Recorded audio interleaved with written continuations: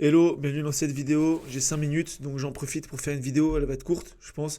On va parler d'utilisation des réseaux sociaux.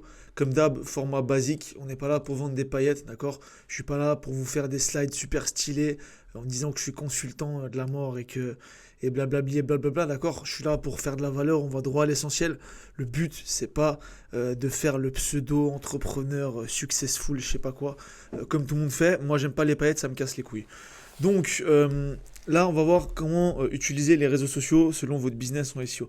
Donc moi, il y a trois principales choses que j'analyse par rapport aux réseaux sociaux, par rapport à l'utilisation des réseaux sociaux. Première chose, est-ce que votre business, il utilise le push marketing? Le push marketing, c'est le fait d'aller chercher des clients, d'aller aux clients.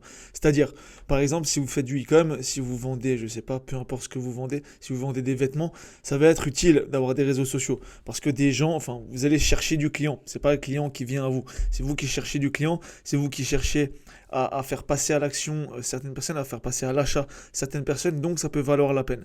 Tandis que sur une marketplace, par exemple plombierfrance.fr, donc dans lequel on mettrait en relation des plombiers avec des gens qui cherchent des plombiers, ça servira à rien. Parce que si vous avez déjà fait appel à un plombier, on est bien d'accord que vous n'avez pas fait appel à un plombier après avoir vu une publication sur Instagram d'un plombier. On est d'accord. Donc, il faut déjà, première chose à prendre en compte, est-ce que c'est un business, est-ce que vous avez du push marketing ou est-ce que c'est du pull marketing? Moi, sur mes sites, je vous avoue que je suis 100% en pull marketing, en SEO, donc parce que c'est les gens qui viennent à moi quand ils ont besoin d'un service, ils le recherchent sur Google et c'est pas moi qui va les faire passer à l'achat via des réseaux sociaux, des publicités Facebook ou autres. Ensuite, généralement, l'idéal c'est quand même que ça touche une moyenne voire grande audience. Les réseaux sociaux c'est très impersonnel quand même. Il y en a qui le font plus personnel en tutoyant ou autre, mais ça reste très impersonnel. Et du coup, si vous avez une toute petite niche déjà de base, honnêtement, autant faire du mailing pour s'adresser en one-to-one à vos clients cibles, mais évitez les réseaux sociaux sur des niches qui sont toutes petites, d'accord? Ça va vraiment pas vous apporter beaucoup de résultats. Songez justement, par exemple, plutôt à de l'emailing. Et pour les réseaux sociaux, il y a aussi les backlinks, justement, le troisième point. Moi, il y a un truc que je fais tout le temps pour indexer mes sites. Ça m'a beaucoup aidé à indexer mes sites. En tout cas, il y a quelques temps, ça marchait bien. Maintenant, ça s'est calmé parce que je ne sais pas pourquoi tout le monde a des problèmes d'indexation en ce moment. Donc là, on est le 2 mars au moment où je tourne la vidéo. Mais tout le monde a des problèmes avec la Search Console et autres. C'est un truc de fou. Mais en tout cas, ce que je fais tout le temps, quand je crée un nouveau site, c'est que je fais un backlink de profil sur tous les réseaux sociaux.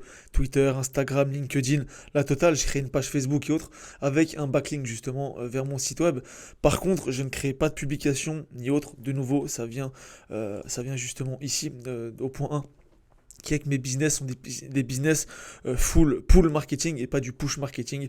Donc ça ne vaut pas le coup de faire des publications, sachant qu'apparemment les backlinks des réseaux sociaux, bah, déjà ils sont en nofollow, bah, apparemment ils servent strictement à rien.